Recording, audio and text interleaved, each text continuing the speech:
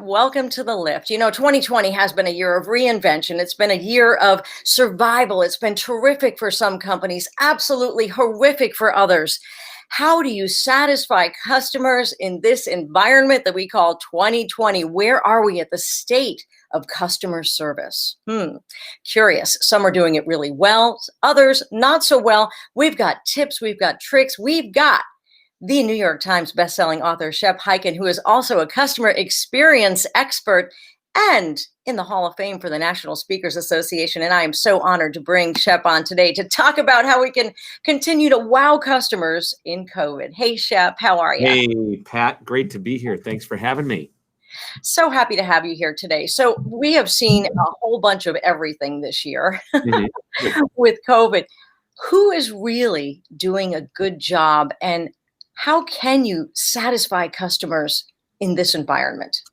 Sure. Well, if you take a look at the stock market, you can see that Amazon and Target and Walmart and the big names are doing a good job. And I'm going to tell you one of the reasons why.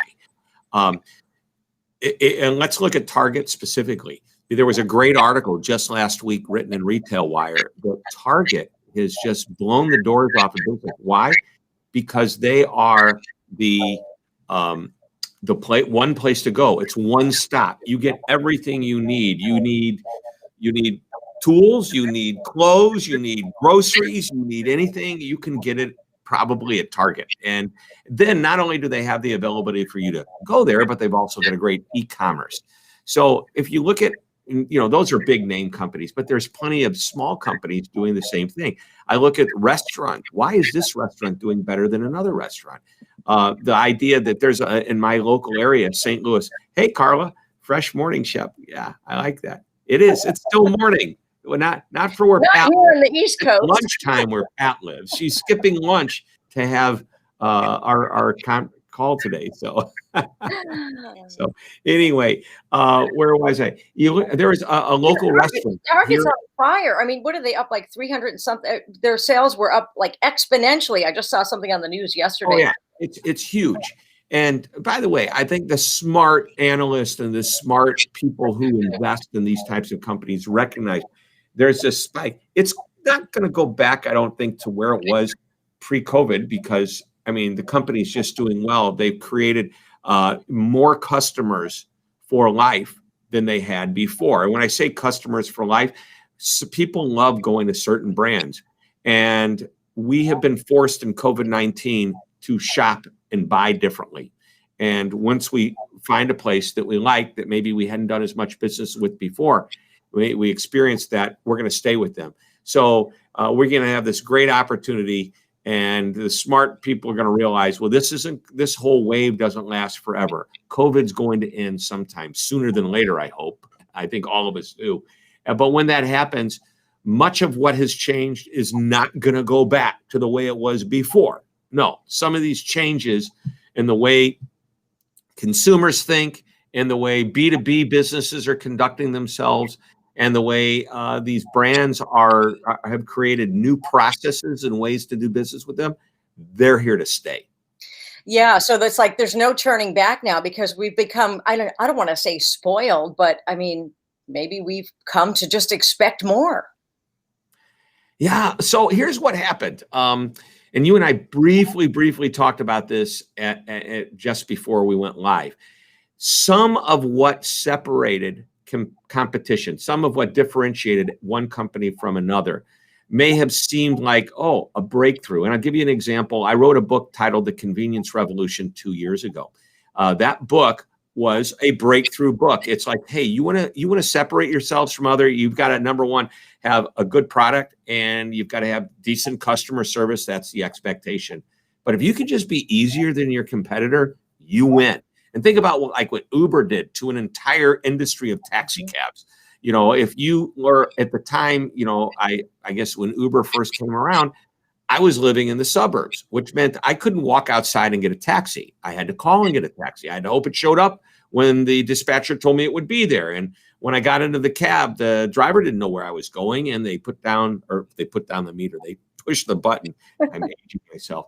But they started the meter. I get to where I'm going, and whatever it costs, I have to reach in my pocket and pull out the money. And Uber pretty much eliminated the phone call. I can watch the driver coming down the street. I know exactly how far the driver is. I know how much it's going to cost before I get into the car. And I don't have to reach into my pocket at the end of the trip to pull the money out and deal with that. I could just go because it's all set up in their system. It's, as I like to refer to it, it automatically happens. Wow, I like that. Well, here's the thing. And I always like to say, make it simple, keep it easy. People like easy, but how do the little guys? I mean, I know that, the Targets and the Amazons of the world have done this, brilliantly, but how do the little guys compete with that?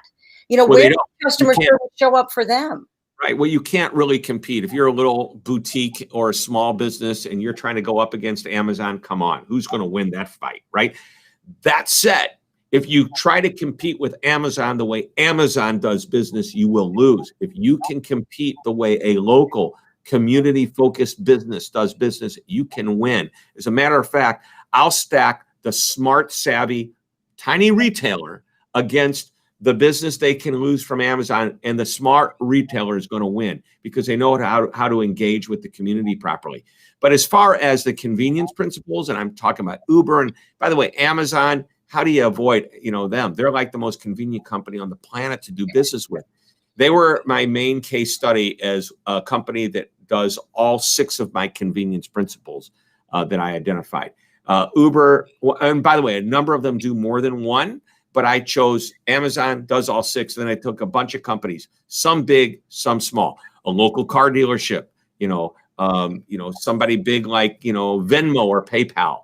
Is it just about convenience, though? Yeah, it was, because here's the thing. If you can find a way to make it easier, and this was the question my editor asked me on the book prior to the convenience revolution. He goes, Shep, you use a lot of these different companies as case studies. What makes these companies stand out? Is it just customer service? And I said, well, yeah. But then I started thinking about it. I go, you know what else they do? They just make it easier for the customer. I wonder if anybody's ever written a book about that. And so I did a little research and I found one book. My friend Matt Dixon co-authored a book called The Effortless Experience. But it was about the effort that it takes to get customer service, get them on the phone, get people to respond to you. It was just that one little piece. And I said, oh no, it's so much bigger than that. It runs across the entire experience. But you asked me a question, Pat. I don't want to get off of this because this is important for the little community or the little boutique that's in a community. How do they compete against big, Amazon, Target, Walmart? Here's something I want you to consider. Look at first of all, journey map the heck out of your business. And what that means is, what does it look like when a customer does business with you? What is every interaction point that they have with you? All right. Now, once you have that, you know where the opportunities are to improve the experience. But how can we know what to do? Well, it's real simple. Get your group together, your team. List all the companies you love doing business with. And every company is okay. It could be Amazon. It could be a restaurant down the street. It could be the local shoe repair, store. It could be your cleaners. It could be any other big company. It doesn't matter. Write them down and then write what it is that you like about doing business with them.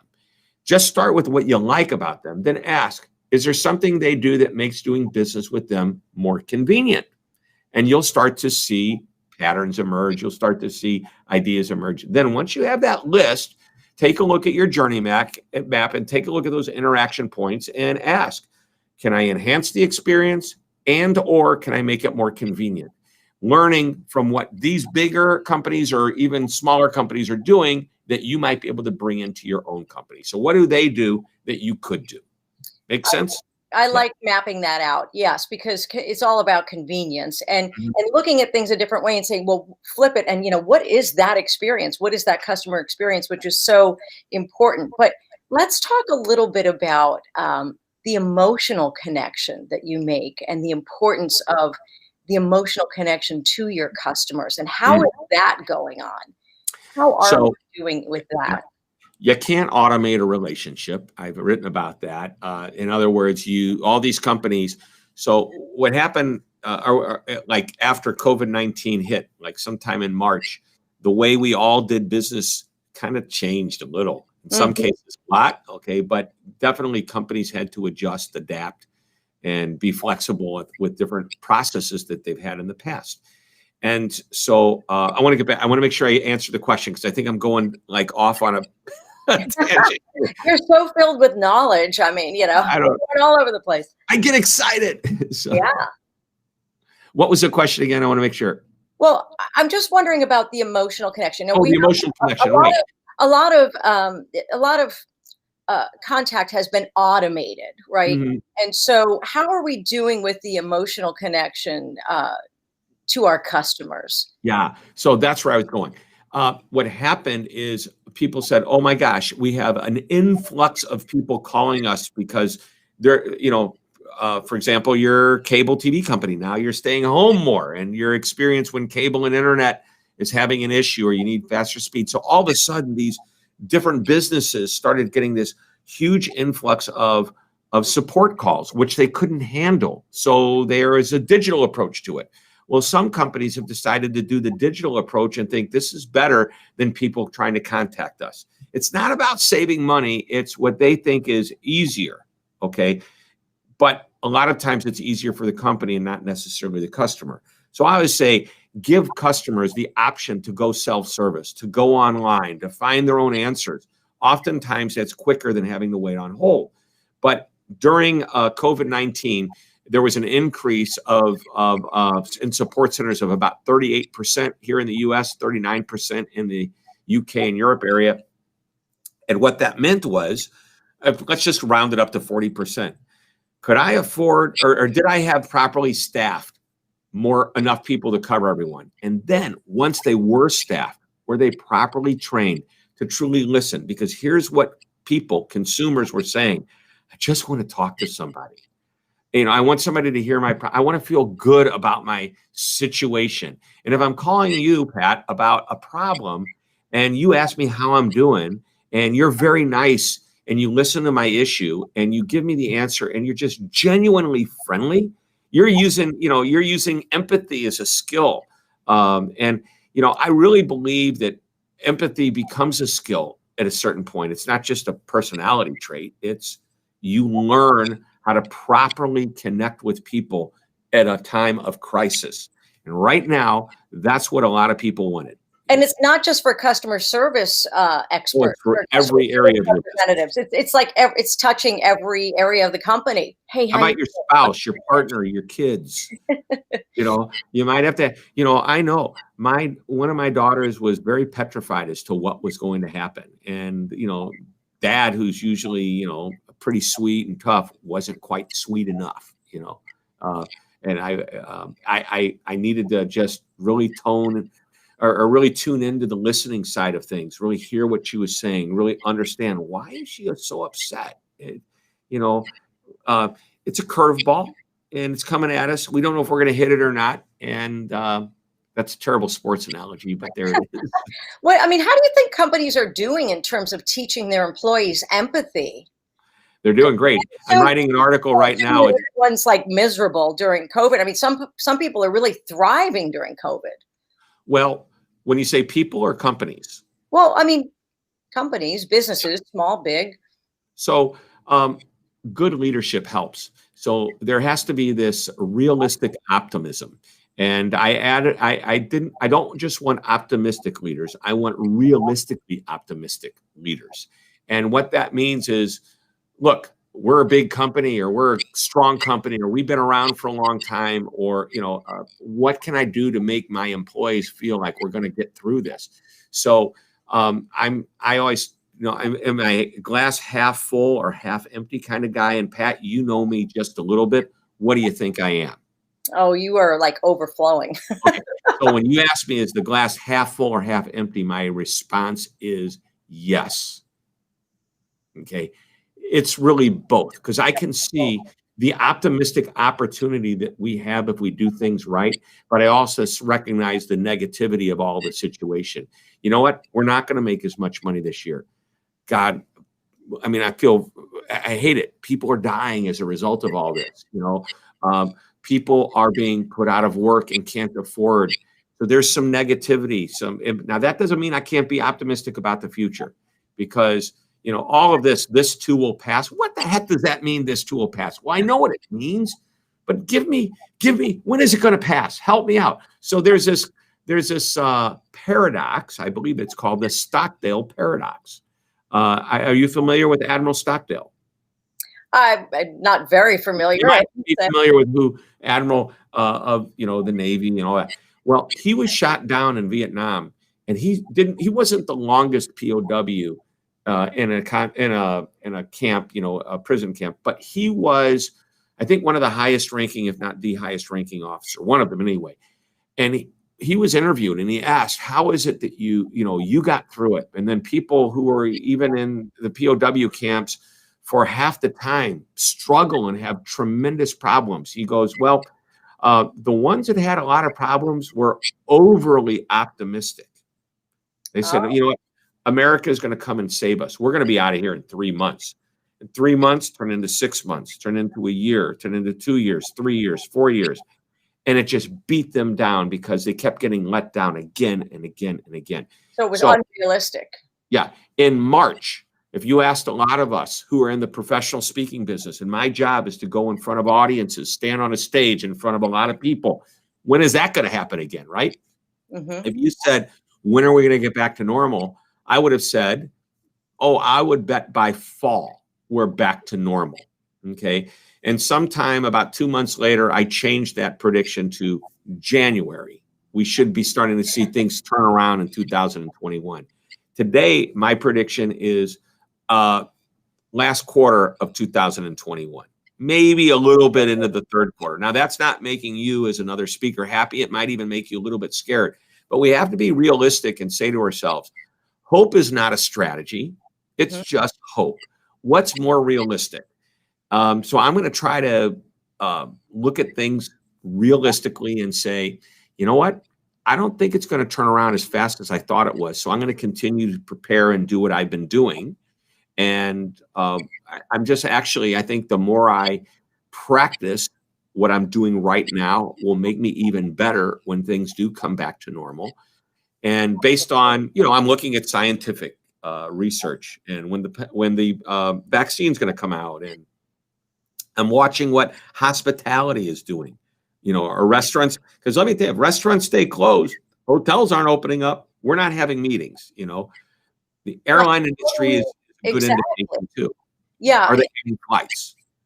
Exactly. And how do we encourage people in the coming months, which are the cold months in many areas of the country, where people are going to be shuttering in and restaurants are going to, start possibly closing again. How do you keep people? How can people stay positive, optimistic, but realistic, and sort of, I don't want to say pivot, but reinvent still? Yeah. They're going to, they don't want to shut down. They're going to have to keep. Yeah, there's a lot of questions there. But so how do you stay optimistic? As a leader, your job is to motivate your people and get them moving in alignment in the right direction. Tell them what's going on. Be very transparent. People love information. And if they look up to you as a leader and you provide information to the best of your abilities, and hopefully it's good and right information, but if you're gonna make people comfortable about how you navigate. That's why people follow their leaders. All right. That's number one. Number two, there was another question there. Staying realistic. So I love the idea of transparency. Flexibility or pivoting. I can't remember what the word you used. That's another one. This restaurant that I was starting to refer to earlier in our conversation, one of the things they did is say, why is it we have to close, but the grocery store gets to stay open? And they are selling prepared meals just like a restaurant does. Okay. Well, and they're not even considered what I would call curbside pickup. I mean, you can do curbside pickup at a grocery store, but you can still go into the grocery store. So what this guy did, he says, you know what? We're primarily, big, thick sandwiches and specialty sandwiches and pastas. So what we're going to do is we're going to make all the ingredients available, and we're going to call ourselves a market, not a restaurant. And he opened the doors up. You can buy the pre-prepared sandwiches just like you can buy your pre-prepared meals at a grocery store, but you can also buy the individual ingredients. He was able to open his doors up, keep his employees working, and continue to sell. And I think that's what you talked about earlier, when we were talking earlier about really having your brand ready. Yeah. If you're a brand that is ready, then you are looking for opportunities. So strategic byproducts is a cool concept. And that is if you have your eyes wide open as you go down the road of success, you should be able to find opportunities that you hadn't thought about before. Not all of them are worth bringing in, but at least it gives you the opportunity to see something. So for example, let's talk about, I was a professional speaker at the very beginning of my career. All I did was go out and do a speech. And then somebody said, oh, you should write a book. And you know what? There's a strategic byproduct. Yeah, it's congruent with my speech. I took my speech, I transcribed it, recorded, transcribed it, added more. Now I had a book. And somebody, as I'm getting more and more, you ought to consider creating a training course out of that.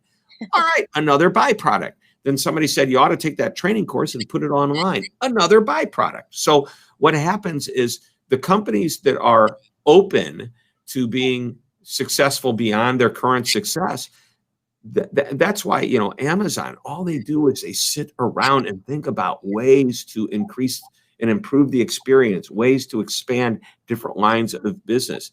They weren't set on the success that they had. So, anyway, I digress a little bit, but that's number one. Number two, brand ready means you have a good base of customers that already love you. And as long as you don't let them down, they'll continue to love you like they loved you before. And I let down may be a harsh word, but you have to make changes and adaptation to the current situation. And if you're not willing to do that, your loyal customers, or the ones you thought were loyal, are going to find what they're looking for from another person and or another company. And that gives that company a chance to steal business away from you permanently. Do you really want that? So you and I were talking about the article I wrote in Forbes for Daniel Boulud, the famous chef out of New York City. And he has restaurants all over the world. Daniel is from France. He's got restaurants in Dubai and Europe and Canada and who knows where. He's got a lot of restaurants. He lives in New York. Restaurant in New York. Yes, Yeah. You want to spend a lot of money, go to Daniel in New York. And by the way, it is freaking crazy, off the charts, delicious experience. But so here's the deal.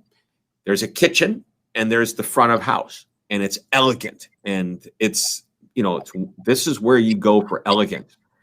He didn't ever think he'd ever have to serve on the street, which is basically what he does now at his restaurants. He serves outside in the street. How do you take, Michelin rated star elegance to the street? He's done it. How do you create to-go meals of these unbelievably complicated dishes to create? And this is what to-go means in his business. Curbside pickup means a chauffeur-driven limousine or a Bentley pulls up to the front of the restaurant for their to-go order, and somebody brings it out, and the customer sits in the car and eats it, and when he or she is finished, rolls the window back down and hands it back to the people at the restaurant. Now, who would have thought that would have been an option? I mean, curbside, when I was a little kid, curbside service meant they put a little tray on your window and they bring you the food. And when you're done, you put it on there, and there's, servers on roller skates coming in and out of the restaurant but think about that. That is a major flexible move on Daniel. How about the idea of having a food truck with some of his top gourmet items that can go around to, the neighborhoods that, buy his type of food? How about the to-go orders that he sent up to the Hamptons and Long Island and condos and apartments in New York City on the Upper East Side during the holidays? I mean, I will tell you, I was blown away by the flexibility. Goldbelly is another one. He decided to create mail order product, and he aligned with Goldbelly, who's a high-end food retailer that does e-commerce, and you can buy, salmon and all the stuff for, like a salmon spread. It's like, $200 or $300. It's not your, $50 meal being delivered to you, but that's Daniel Boulud. And he was brand ready. That's incredible. And people will remember that. I really appreciated this summer. I live in a small town in the Northeast in Connecticut, and all of the restaurants, had outdoor seating and had sidewalk seating and had the, propane heaters going. And I certainly did appreciate that so much. And people are not going to forget about the extra steps that businesses took to make the people feel comfortable and to make Comfortable and safe. That's an important part of it as well. Is comfortable being and safe. and And healthy is the standards. Are you adhering to the standards that are going to make people? And I'll say this, that will make the majority of people feel safe. There are some people that right now they've sequestered themselves and won't ever come out until this whole thing is over. There are some people that are very cavalier about it and don't believe in masks. You're going to lose if you decide you want to play to the masses. You could lose the extremes, mhm. and maybe you're okay with that.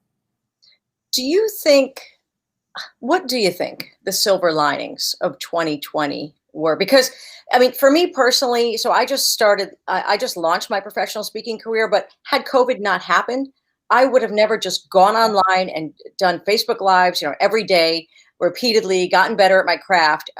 I would have said, I'll do that someday. But it kind of forced us to do things that we're not comfortable doing. And that was the silver lining for me. How about for other businesses? So I think you hit it right on the head. And by the way, you do a very, very good job as the host of this Oh, live stream and the show that we're doing. So thank you for having me. a lift. Um, so, so for many companies, there was an opportunity for reflection, and I think, and what that meant was you had time, you had space, because you couldn't do things the way you normally thought they were going to be done, so you had to stop doing them. But you were saying, well, what else can I do? And now that I have the time, I'm going to do this daily Facebook Live. I'm going to finally write that book that I didn't have time to do. I'm going to call customers that because I was so busy, the ones that we haven't talked to in 2 or 3 years, it used to, I'm going to call them because now I have time to do it. And if I do it right, I'm going to rekindle relationships. So the silver lining, I have a mastermind group that I'm in, and we all talked about was there anything good that came out of COVID? What was it? And they all started, well, I'm thankful for, and you can fill in the blank. And I was like toward the very end, and I'm glad somebody didn't steal mine, right? I said, I'm thankful for COVID-19, not for the death and destruction and the wake of businesses that are struggling or going out of business. I mean, they say 1 in 6 restaurants are not going to be here. And actually, I'm glad it's only 1 in 6. I was worried it'd be more like half of them, because how do they do this? Anyway, but what it did is it forced us to really look at things differently, look at our customers differently. It forced us to stay home and maybe spend time with their families that we hadn't done before. I mean, there were so many positives that you can start thinking about what happened. A lot of negative too, but I'm that realistically optimistic person. So I'm going to recognize the negatives are there, figure out how to work around them, and then celebrate the positive. I'm with you on that, Shep. It has been a very difficult year. I always tend to look at the bright side, and I love that I don't love that people are hurt and suffering, but I do love the fact that we were all able to take a very, very long pause, reassess where we're at, figure out what's important to us and where we want to move forward, and reevaluate, because we will never have this time again. March, April, hopefully will never happen again. That was the worst. I mean, It- I admit to being like in deep thought. oh yeah. My wife and daughter said, "Are you okay?" I go, "I'm just thinking." Well, you've been like that thinking for like a week and a half now. So I We all had a lot of time. thinking. I'm For looking, sure, but I'm observing. What are others doing that yes, we it's can been be a doing? fascinating time for seeing how people have reacted to COVID-19. And hopefully, with the vaccines on the horizon, we will be coming out of this. You're saying, though, not until probably next fall, or? Well, our business, the Mm, speaking industry, I think companies are reluctant to plop down deposits with hotels and then have to fight with the hotel to get their money back to postpone the event because they know that their attendees don't want to come. They're afraid to come. So I have a friend of mine, he's got an executive team of 7 people. They haven't been together. So they usually meet 3 times a year. And the first meeting was early part of this year, 2020. The one that was supposed to happen in June didn't happen. The one that was supposed to happen in the fall didn't happen. Okay. So he's looking at January. There's only 7 of them. And he says, how do you guys feel if we all flew to West Palm Beach, stayed in a really nice resort, made sure our meeting rooms were really distant? And a couple of them said, yeah, we're fine with that as long as everybody just prior to coming down goes and gets tested. Yeah. That's a start. And they're nervous about, and this is a group of 7 people. This is a large group. Mm-hmm. Well, also, so I have a video production company as well. And so some of my clients are doing hybrid events, or they're doing all virtual events. So that's been interesting too, to see some people show up in person, but of course a much smaller amount of people, but then also be able to do my craft online, which is different because, you're doing Zoom interviews and then you're editing from there, which is totally different. Yeah, but that's not going away either. That's going to stay. Not going away. And so we've gotten used to doing business differently. And as a video storyteller, and with the choice of any camera I ever wanted to use in the business, or, the most expensive gear, it's like, well, now I have to deal with the camera that the person on the other end is using, right? And lighting and how they've set up the shot and everything else. So there's been a lot of shifting, and I think people are getting used to, they're shifting as well, shifting their expectations in some ways, but then in the customer service area, still expecting that excellence. So so you service in good times and bad times is, bad service is bad service no matter what. I have a friend in the hotel business. He has 3 hotels. Occupancy rates prior to COVID-19 were in almost 90%. That's pretty good. And after the pandemic began, he dropped down to under 20%, and he started laying everybody off. And he basically said, we could just handle that. They let the housekeepers go, and he was going to handle it on his own. I said, I want you to keep this in mind. A dirty room, in good times or bad, it's still a dirty room. People aren't coming back when they experience that dirty room. They're not going to cut you any slack for that.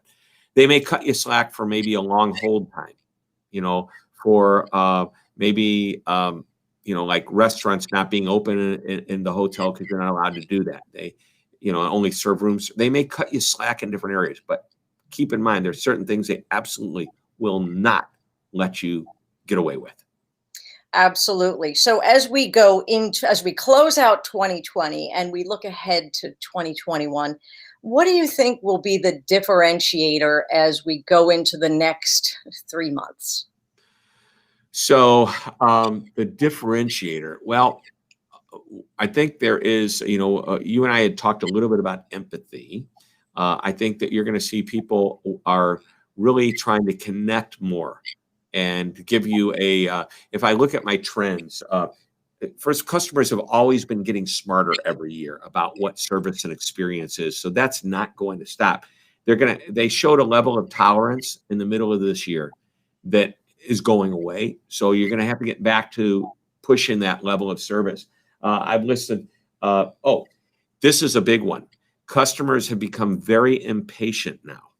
And they are what I was, Daniel Rodriguez, he's with Simpler. He said, it's like the now customer. Amazon created this now customer. And what happens is, why can't I get everything now from everyone else who's not Amazon? That small boutique that we talked about earlier. That's an important one. That's the thing. It's like, how do you go back? When Amazon can deliver a refrigerator in, 8 hours. Right. And that's convenient. And convenience and this is a big one. It was a breakthrough and it was a differentiator a couple of years ago. And this year it became a trend moving into now it's expected. So I'm looking forward to seeing after this is over, I'm going to do a supplement to the book. I'm going to call it the Convenience Revolution 2.0, because before these things were ways to separate yourself. Now these are like, so what do you do now? Because my competitor is now doing all of these things. By the way, that's the scary thing in my business and your business. Okay. I have been able to, and Pat, you were in a program that I presented where I talked about my really heavy content marketing schedule that I do 7 days a week. And people are going, my God, how do you do that? You have the energy to do that and the time to do it. Well, guess what? All my friends that never had time to do it now had time to do it. Yeah. And they're catching up. And companies in any industry are going to experience their competitors catching up to what you might have thought made you different and stand out is now, others are doing it. So keep that in mind. That's real important. So as you head into 2021, I mean, think about, ways to create an easier experience, digitize the experience with self-service, but at the same time, never lose the opportunity for that customer to reach out to you quickly and easily if they want to talk to a human being. So those are things we're seeing in the customer service world. And it's also great to check in with people at the end of the year, right? Yeah. It's a We good have time right now. pick up the phone. Oh, Yeah. phone. Yeah, the phone. How about video? Video's powerful. Well, here's the thing. So, yes, of course, video is very powerful. And so I teach people, in addition to my speaking and video production, I teach people how to show up on camera confidently and really form these connections. And so what I've been teaching people to do is actually reaching out in Messenger with videos. Bingo. Exactly. Instead of doing chat bots, which, annoy the what out of me. I'm not never going to go to chatbots. I mean, that's not my business model. I am a, touchy feely. I want people to know. Your business doesn't lend itself to that either. Well, you know what though? It does, because if I wanted to, and I have an online course as well. And if I wanted to sort of automate and get, really scale it and go that route, I could. But that just doesn't feel organic to me in the way that I want to run my business. And I'm all about connection. So I think, I'm encouraging people to do some videos, messaging with Facebook, LinkedIn. But how about this? If I sent you a video via email or message or whatever, and it says, "Hey Pat, it's Shep. It's been a while since we talked. It's the end of the year, and what a crazy year it's been. I just wanted you to know I was thinking about you. I hope that you've had that your business is thriving, and let's talk after the first of the year just to reconnect." If I send you that video message, and by the way, we talked about this. I use BombBomb Video for video messaging. It's a messaging service, but there's plenty of others out there. That's just, and if I have 25 customers I want to send 1-minute videos to, I put their email address in, shoot the video, hit send. Shoot the video, hit send. It's, by the way, I can talk faster than I can type. Well, that's the thing. And there are many advantages of doing video over no misspellings. Yeah, exactly. And you get, people get to see you and they get to really relate to you and connect to you. And I think it's super effective. So that's the way I'm going to be going forward. And I'm glad that you're doing that too. And I'm going to be checking in with my customers. I do periodically, but this is a great time to just sort of check in year end. Yep. And not bombard people the first week of January. How's it going? Anything coming up? People hate that. So when it's expected, it's like if I give my wife the Valentine's Day gift on Valentine's Day, it's expected. But if in the middle of January I go, "Hey, I was thinking about you," why wait till Valentine's Day? Here, she loves it. Oh yeah. Surprise. I love that. Well, Shep, thank you so much for joining me today on The Lift and for all of your wisdom. Wow, it's been a heck of a year. Yeah. Well, thanks for having me, Pat. I really appreciate you. Thank you. And we'll look forward to your next article in Forbes coming up. Is that next month? Every Sunday. Oh, every week. Sunday. Every week. Oh, 52 weeks a year plus a few extras, but my contract is every week. And I've been doing it now for 5 years or so. Oh my gosh. Yeah. Okay. Well, we'll look for you on Forbes. And also, and as an addendum to your book, The Convenience Revolution, you're going to be busy working on that. So I am. I have a new book coming out next year. I'll be back. How to get customers to come back again and again. And I have a TV show, Be Amazing or Go Home. We kind of shut down production during COVID, but the whole first season could be found on Amazon Prime, Apple TV, Roku. You can go to YouTube, beamazing.tv, and you can watch the episodes. So yeah, That's perfect. Well, because you are the Chief Amazement Officer, right? That's what we do. Yeah. I love it. All right, Shep. Well, you have a safe holiday season, and we're going to check in with you back in early quarter 2021. All right. Can't wait. And you have a safe one too. Safe, healthy, and happy. Thanks, Shep.